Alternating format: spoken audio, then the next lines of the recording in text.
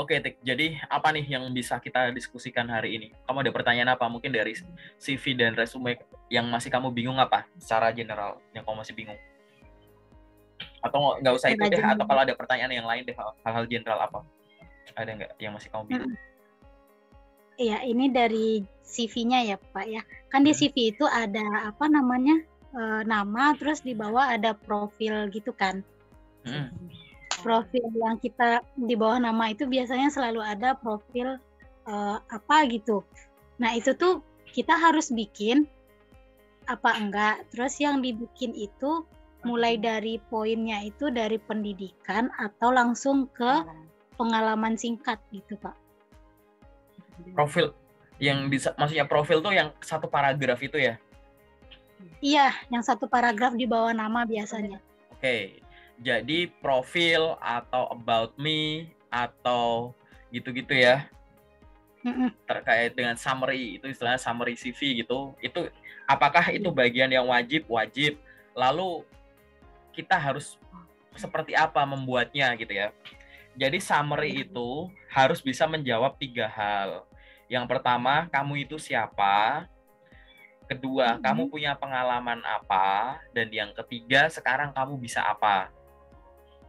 Gitu. Maksudnya gimana? Kamu itu siapa? Jadi harus ada kalimat, saya adalah seorang lulusan jurusan ini, dari universitas ini dengan IPK sekian. Gitu. Misalkan kamu menyampaikan itu, boleh nggak? Boleh gitu. Kalau kamu udah punya pengalaman kerja, boleh nulis gitu. Saya adalah seorang lulusan jurusan S1 Hukum Universitas ini dengan IPK 4 dengan total pengalaman kerja selama 5 tahun. Misal kamu nulisnya gitu, boleh. Itu udah ngejawab pertanyaan pertama, yaitu kamu itu siapa, ya kan? Yang nomor 2, kamu sudah punya pengalaman apa? Kamu lanjut, gitu misalkan. Tadi, kalau kamu masih fresh graduate, kamu bisa menyampaikan bahwa gitu, saya memiliki pengalaman magang sebagai ini, gitu misalkan. Gitu. Selama berkuliah, saya juga aktif untuk berwirausaha dengan memiliki toko online di marketplace bernama ini dengan menjual produk ini gitu, boleh gambar gitu. Atau misalkan selama kuliah saya aktif berorganisasi sebagai ini gitu, boleh. Jadi pertanyaan pertama tadi udah kejawab, kamu itu siapa. Yang kedua adalah kamu bisa apa, kamu punya pengalaman apa gitu ya. Kalau kamu udah punya pengalaman kerja, mungkin kalimatnya bisa jadi, saya memiliki pengalaman kerja selama 5 tahun, yaitu sebagai ini, atau sebagai ini di sini gitu. Itu boleh nggak? Boleh gitu. Dan yang ketiga tadi yang pertama, kamu itu siapa? Kedua, kamu sudah melalui apa? Dan yang ketiga adalah kamu bisa apa? Kamu bisa apa ini? Kamu jabarkan skill. Pertama, kamu boleh menyampaikan sektor, misalkan saya memahami hal-hal yang berkaitan dengan sales and marketing, business development misalkan gitu, digital marketing gitu ya, yang didukung dengan kemampuan apa software kamu sebut untuk mengoperasikan Microsoft Office, software ini gitu. Selain itu, saya juga memiliki kemampuan komunikasi yang baik menggunakan bahasa ini gitu. Gitu. Jadi kayak gitu ya, cara summary CV gitu. Secara general gitu. Summary CV harus ada di CV. Dia harus bisa menjawab minimal 3 pertanyaan, 3 hal tadi. Kamu itu siapa? Kamu sudah melalui apa? Dan sekarang kamu bisa apa? Mungkin kalau referensi lain akan ngomong 5W1H, tapi aku lebih suka pakai istilahku ini. Dan yang ketiga adalah pada saat kita ingin ngecek ya, CV yang kita bikin itu udah bener atau belum. Cara ngeceknya gampang. Kamu mungkin kan udah pernah sampai tahap interview ya. Kalau kamu coba bayangin, pada saat di interview, kamu bakal jawab pertanyaan ini gimana? Silahkan perkenalkan diri Anda. Kamu ada gambaran kan mau ngomong apa? Nah, gambaran kamu mau ngomong apa ini, coba bandingin dengan yang udah kamu tulis di summary CV. Kalau beda, biasanya summary CV-nya yang salah. Karena kalau ada pertanyaan, silahkan perkenalkan diri Anda, itu secara nggak langsung tuh seolah-olah kayak silahkan jabarkan atau silahkan sampaikan ulang yang ada di profil CV gitu. Jadi harus sama gitu. Sama, tapi nggak lebih lengkap nggak apa-apa, karena kan kalau ngomong gitu kan boleh dikembangkan gitu. Tapi kalau berbeda gitu, banyak orang salahnya tuh apa? Summary CV isinya tuh soft skill. Saya adalah seorang yang rajin ini. Saya soft skill semua gitu. Gitu kan. Dia lupa bilang bahwa Kamu lulusan apa, kamu bisa apa, kamu menguasai skill apa aja, punya pengalaman kerja enggak, punya pengalaman apa aja gitu. Karena logikanya adalah cara bayanginnya sih simpel. Di bagian bawahnya profile kalau ditutup ya, bagian bawahnya profile kalau ditutup hanya dengan membaca profile CV gitu, orang udah punya gambaran secara garis besar kamu tuh kayak gimana gitu. Jadi pada saat membaca profile, ibaratin bagian yang lain ditutup, tapi dia belum mendapatkan informasi terkait pengalaman pendidikan, pekerjaan, skill yang kamu kuasai atau achievement gitu, berarti kamu profilnya masih salah. Berarti profil itu boleh panjang dong, nggak apa-apa. Satu paragraf kan ibaratnya semacam itu. Satu paragraf kan terserah mau berapa kalimat gitu. Oke, dan secara garis besar, buat aku juga, kamu juga masih bisa nulis lebih panjang. Dengan alasan apa? Karena di CV masih ada space. Nanti aku jelasin di sesi detail aja. Oke? Iya, boleh. Ada lagi nggak pertanyaan apa? Ya, berarti walaupun kita udah ada jabaran pengalaman di bawah, di atas kita tetap harus bikin ya, Pak? Disingkat aja gitu. Iya dong, secara summary. Namanya juga summary CV. Gitu. Itu sebenarnya namanya bukan profil sih itu namanya summary sebenarnya. Gitu. Jadi ringkasan. Jadi kayak mungkin kamu pernah lihat ya, recruiter itu bisa membaca, memahami kamu itu siapa dengan beberapa detik gitu. Cuma membaca dari situ sebenarnya salah satu caranya. Sebenarnya semua halaman bisa, tapi kalau menuliskan summary-nya itu udah bener, nggak perlu baca yang lain, udah kelihatan lewat situ, beberapa detik doang gitu. Jadi harus bener di situ sih. Oke? Oke. Untuk kemampuan. Terus apa lagi? Untuk kemampuan teknis itu tuh perlu juga dibikin, Pak. Jadi ini kemampuan personal, teknis, sama bahasa. Kan ada 3. Teknis, aku dengar suara lain, mending masuk ke kamera sekalian. Siapa tuh? Arum masuk. Boleh, boleh Kak, Pak? Boleh gitu. Tanyain aja. Iya, ini siapa nih? Oh iya. Halo, aku Arum. Oh iya Rum, kamu udah ada di grup lokerku belum ya? Oh jadi promosi? Belum kayaknya Pak. Ya ntar kamu tahu dari dia. Oh ya ntar kamu masuk sekalian ya, nggak apa-apa, kameranya mundurin gitu. Oh iya baik. Nggak apa-apa gitu, boleh kita diskusi bareng gitu, boleh gitu. Kalau beda Zoom nggak boleh karena ini one on one. Tapi kalau orangnya di satu kamera nggak apa-apa gitu. Oh oke. Nanti kamu bisa ngeliat mukamu sendiri di YouTube ya, nanti lihat aja.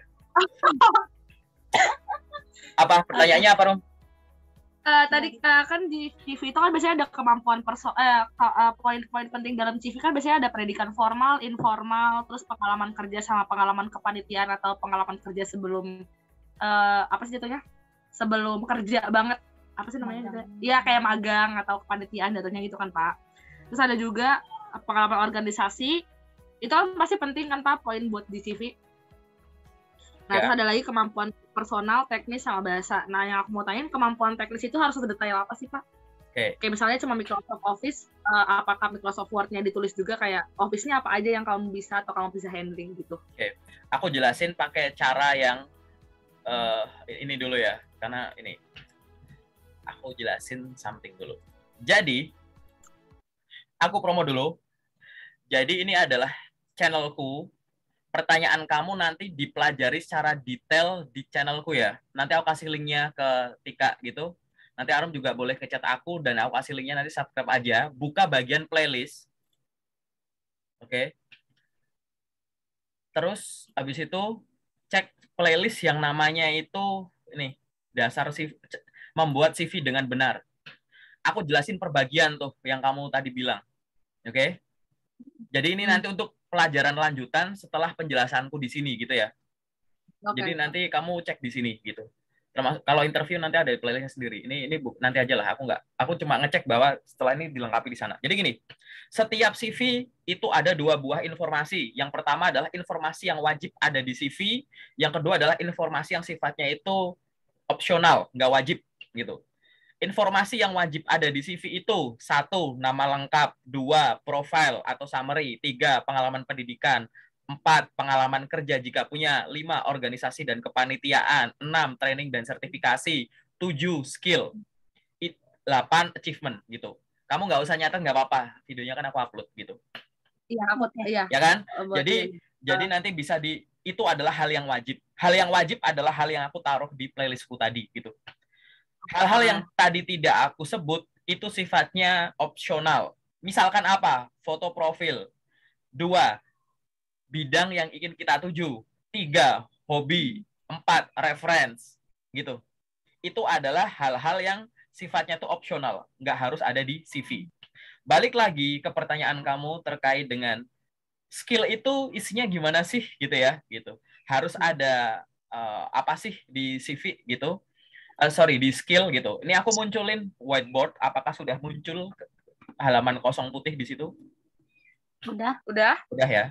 Aku tulis ya. Skill itu ada 4. Oke. Yang pertama itu namanya industrial knowledge, industry knowledge. Ini adalah pengetahuan bidang yang bisa diturunkan dari 1, nama mata kuliah atau nama pelajaran yang pernah kamu ikuti. Misal, saya memahami hal yang berkaitan dengan sales and marketing, business development gitu, misalkan customer experience, customer service, employee engagement dan lain-lain gitu. Yang sifatnya sektoral, pengetahuan bidang gitu. Oke. Ini boleh dimunculkan di bagian skill, industry knowledge. Atau diturunkan dari pengalaman kerja. Dengan magang di sini, kamu nambah wawasan soal apa? Oh, soal banking and finance, misalkan gitu. Oh, dengan magang di sini, aku jadi tahu soal corporate apa misalkan gitu. CSR misalkan gitu-gitu. Jadi industry knowledge, oke? Skill. Yang kedua, skill itu ada yang namanya tools and technology. Tools and technology ini dibagi 2, hardware dan software. Hardware apa yang bisa kamu operasikan?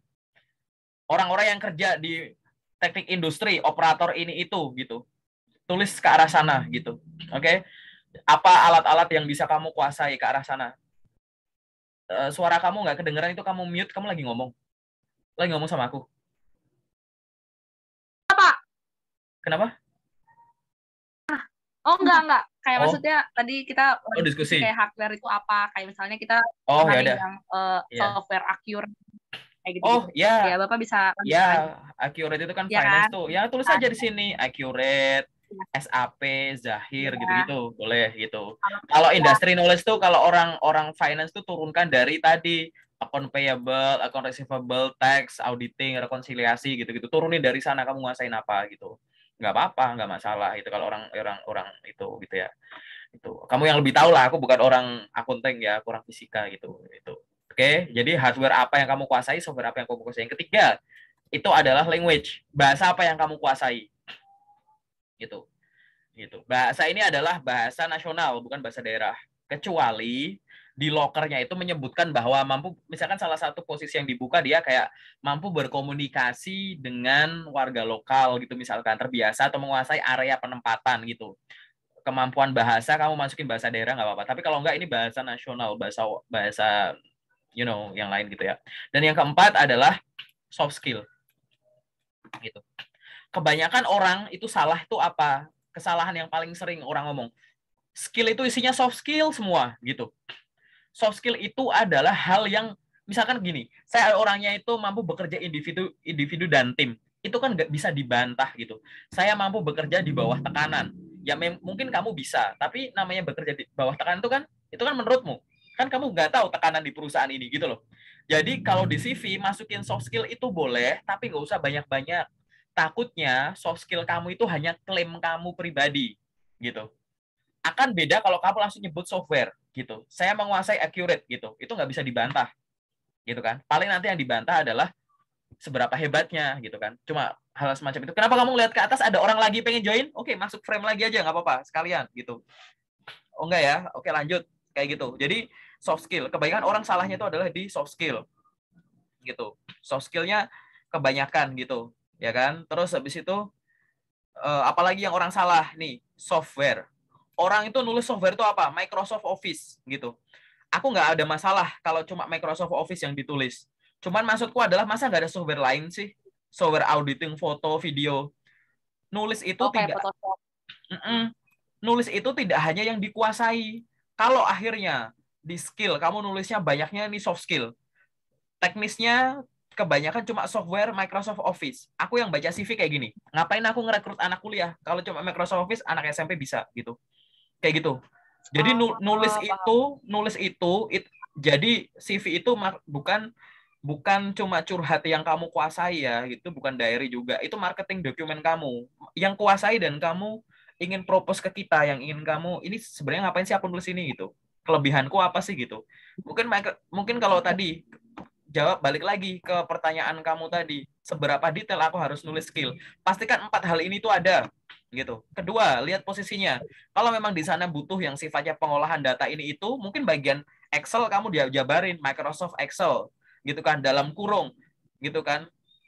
Misalkan fungsi if, koma, VLOOKUP, HLOOKUP, koma, pivot table, koma, apa gitu misalkan. Boleh gitu. Gitu. Misalkan tadi, atau misalkan tadi menggunakan software ini, ya udah untuk ngolah apa aja gitu. SAP untuk apa aja misalkan gitu-gitu. Itu accurate untuk apa aja gitu-gitu. Jabarin ke situ boleh nggak? Boleh gitu. Tapi at least keempatnya ini udah ada semua gitu.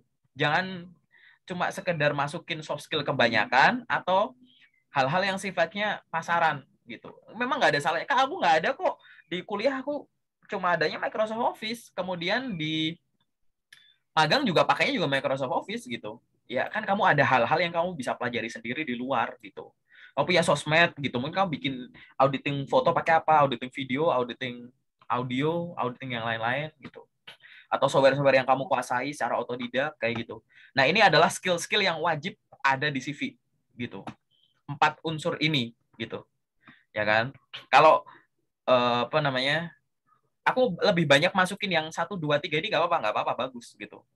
Kalau isinya semua soft skill malah meragukan. Karena ingat ya, soft skill itu kan bukan hasil ukuran. Kecuali kamu nulis nih, bahasa Inggris dalam kurung, TOEFL 700 gitu. Itu kan real, nggak bisa dibantah. Ada buktinya, aku pernah TOEFL gitu. Ya kan? Tapi kalau kamu ngomong kemampuan, komunikasi ya, dapat berkomunikasi dengan baik atau komunikasi baik, nah kan menurutmu gitu. Itu kan kamu klaim, tapi nggak ada buktinya. Tapi kalau kamu langsung nulis bahasa Indonesia dalam kurung, misalkan bahasa asli, bahasa Inggris dalam kurung advance atau bahasa Inggris dalam kurung TOEFL sekian gitu, itu nggak bisa dibantah. Sehingga ya pastikan dulu poin nomor 1, 2, 3 ini, skill nomor 1, 2, 3 ini udah dituliskan dulu, karena ini yang menjual, yang bedain kamu sama kandidat lain. Orang hebat tuh banyak, tapi nulis ininya dulu, ya kan? Gitu. Baru nanti kalau poin nomor 1, 2, 3 udah ditulis, ya ditambahin soft skill nggak masalah. At least soft skill yang sifatnya tuh general. Soft skill yang dibutuhin oleh banyak posisi, misalkan leadership, teamwork, gitu kan? Gitu. Sama apa misalkan communication misalkan gitu, boleh gitu. Gitu sih jawabannya. Siapa namanya tadi? Arum. Arum. Ya, Arum. Yes. Ada lagi nggak pertanyaan? Menarik ya pertanyaannya. Apa? Yang pas kita Oh ya, ya udah tanya aja langsung. Iya, tanya aja langsung. Ya. Oh. Kan kalian bebas. Apa yang titip-titipan? Iya, tanya aja. Jadi misalnya kita kan kerja di satu PT misalnya ya Pak ya, di satu perusahaan, terus pas di misalnya udah jalan 3 bulan atau 4 bulan, itu kita dipindah divisi atau misalnya di cut dulu terus direkrut lagi tapi untuk divisi lain. Itu buat di CV kita bikinnya 2 pengalaman atau digabung di satu aja karena kan ini posisinya satu perusahaan.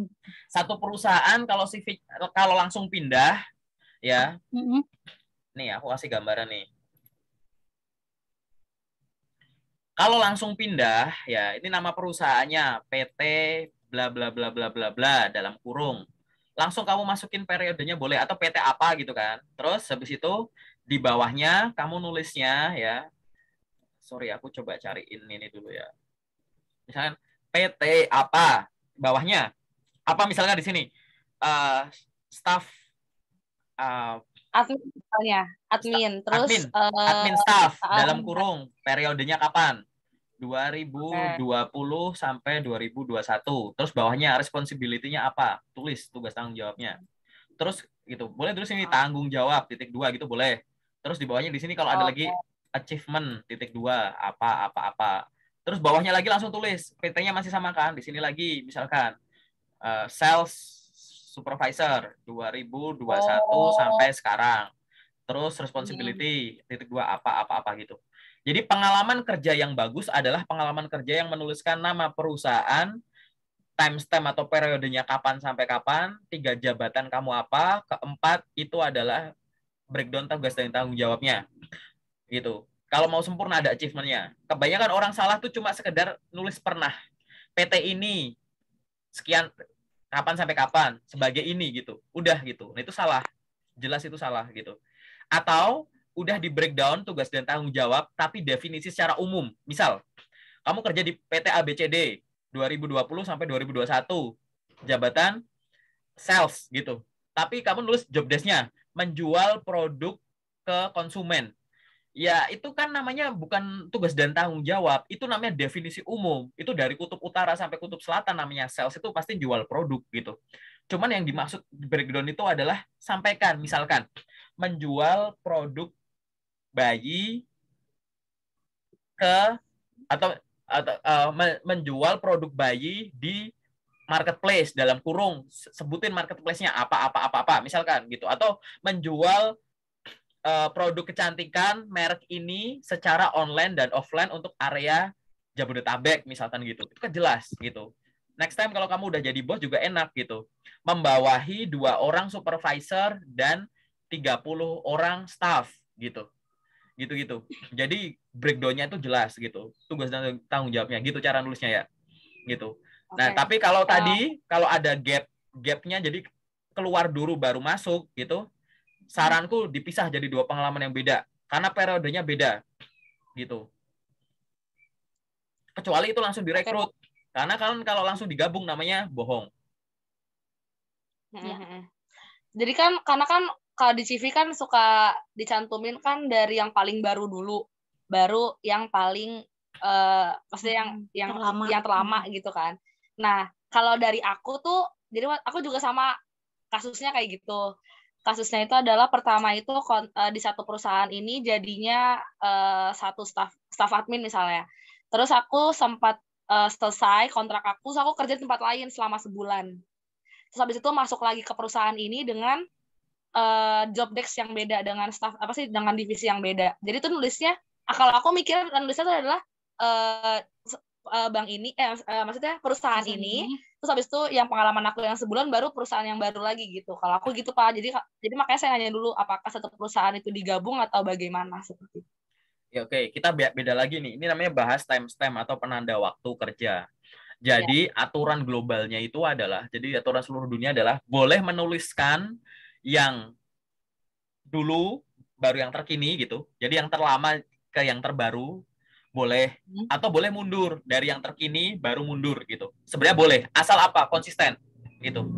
Kalau pengalaman kerja kamu nulisnya dari yang terkini mundur, pengalaman pendidikan ya yang terkini mundur, pengalaman seminar juga yang terkini mundur. Jangan yang satu mundur, satu maju gitu. Oke, itu aturan global seluruh dunia. Nah, dari aturan global ada namanya kebenaran lah ya. Jadi kayak sesuatu yang dipercaya di Indonesia gitu ya. Bahwa kalau di Indonesia lazimnya yang terkini ditulis duluan gitu. Karena dianggap itu yang masih hot, itu masih fresh. Oke, gitu. Yang kedua, menguntungkannya dari sisi kitanya adalah gini. Kalau kita nulis dari yang terkini, akhirnya kita bisa ngelihat apa? Gap antara waktu paling kini yang tertulis di CV gitu. Oke, misalkan di CV waktu paling kininya itu adalah Januari 2021 gitu kan.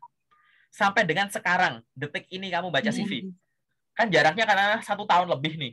Kamu jadi inget. Kok misalkan kamu lihat CV ya. Oke, di CV ku nih waktu paling kini itu adalah Januari 2021. Sekarang Januari 2022. Selama setahun aku ngapain aja, itu harus ditulis. Karena gap terlalu jauh, kamu akan dianggap 2. Nomor 1 tidak punya inisiatif, yang kedua tidak produktif. Oke, berarti aku aman. Gitu. Oke, itu yang nomor 2. Yang nomor 3, yang selanjutnya adalah setelah aku nginget yang gap year tadi, yang selanjutnya adalah terkait dengan pengalaman kerja. Pengalaman kerja yang bisa dituliskan di CV itu nomor 1. Jadi pengalaman kerja itu nggak harus sebagai karyawan kantoran ya. Jadi yang bisa ditulis di CV itu ya karyawan tetap, karyawan kontrak, freelance, part-time, paid internship, unpaid internship, asisten dosen, entrepreneurship gitu. Itu semua boleh ditulis gitu. Jadi gitu. Gitu.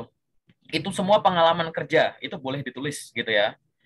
Kerja tetap, kerja kontrak, part-time, freelance, magang dibayar nggak dibayar, entrepreneur, asisten dosen, pokoknya gitu. Itu semua bisa bisa ditulis di pengalaman kerja. Balik lagi terkait dengan pengalaman kerja. Kita lihat dulu pengalaman kerja kita tuh pasti akan ditanyakan.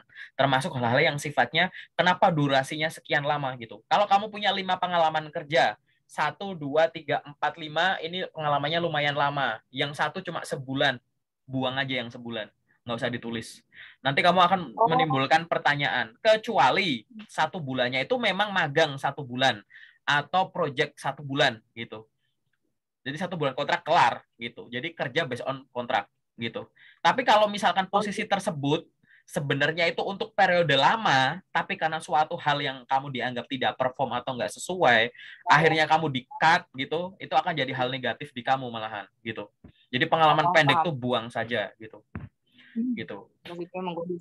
Nah, oke, di sesi detail nanti kita bahas lagi tuh punyanya Arum misalkan. Aku sempat keluar, habis itu aku masuk lagi. Aku ada gap 1 bulan. Nah, aku nggak tahu 1 bulan, jadi nggak usah disebut di sini ya gitu. 1 bulannya itu karena memang based on project, atau itu 1 bulan itu adalah usaha kamu sendiri di rumah sambil nunggu kerjaan selanjutnya gitu kan. Kok kayak kebetulan waktu aku habis mulai aku pengen usaha sendiri gitu, baru mulai sebulan aku dipanggil lagi sama perusahaan ini ya, sehingga ya wajar, jadi kamu berani aja dituliskan di sana gitu. Kalau mau ditulis nggak masalah gitu. Ini kok usahanya kalau kamu kerjain di sini kok cuma 1 bulan, oh iya Bu, itu kebetulan usaha saya sendiri gitu. Itu usaha saya sendiri yang saya rintis dari rumah, jualan online selama saya selesai dari perusahaan ini. Ternyata 1 bulan setelah saya berbisnis ini, saya dipanggil sehingga saya kerja lagi. Terus usahanya gimana ya, terserah. Saya berhenti kayak saya alihkan dilanjutin sama adik sama keluarga, terserah. Itu termasuk pengalaman pendek yang no problem kalau kamu tulis di CV. Tapi akan menjadi problem kalau itu alasannya tadi. Sebenarnya itu long kontrak, tapi karena ada sesuatu akhirnya kamu kayak begitu gitu. Itu malah menimbulkan pertanyaan gitu ya. Semoga ada gambaran ya yang terkait pengalaman kerja ya. Itu sih dari aku sih jawabannya gitu. Ada lagi nggak yang pengen ditanyain di sesi general ini? Kalau untuk general cukup ya, general cukup sih Pak. Udah cukup? Karena kalau menurut aku general cukup, karena tadi aku juga udah dapat poin-poin penting yang kira-kira harus apa aja dimasuk ke CV. Karena jujur dari awal tuh masih kayak sebenarnya CV yang benar tuh harusnya gimana sih, kayak penulisannya gimana, apa aja yang harus dimasukin. Kayaknya menurut aku penting, tapi aku nggak tahu yang penting tuh apa gitu. Tadi beberapa sih udah Bapak sebutin yang menurut aku kayak, oh berarti ini yang lebih penting. Oke. Sama paling kayak itu gampang lah. Itu di sesi sendiri aja. Yang sesi detail habis ini? Iya Pak. Kayaknya lebih enak detail, lebih enak ngomongnya juga. Kalau langsung sama. Oke, gitu. Paling sementara itu ya di sesi general. Kita akan masuk ke sesi yang detail, oke? Oke.